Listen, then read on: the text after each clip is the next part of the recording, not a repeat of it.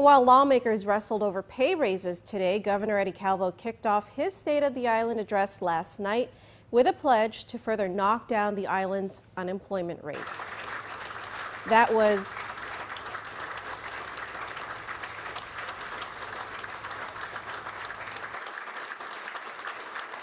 $6%.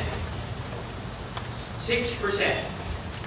That's where I'd like to see unemployment numbers by the end of this year. 4.5%.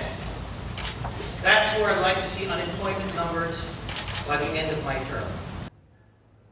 That was the first and only new real commitment the governor offered in this year's State of the Island address. What followed was a trip down memory lane featuring things like low-cost housing and renewed promises to foster children. Notably absent from this year's address were mentions of a budget surplus or mentions of prudent fiscal management. In its place, a laundry list of gripes launched at the federal government for taking charge of mental health, the Clean Water Act, the Department of Corrections, and the dump.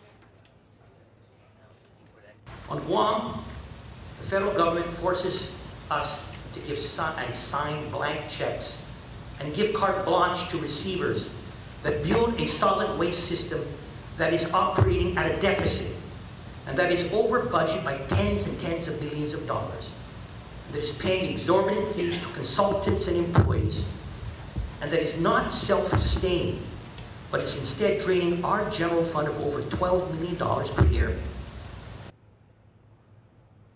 The governor said he'll try to get Guam lawmakers to pass a bill letting him sue the feds for their part in the dump.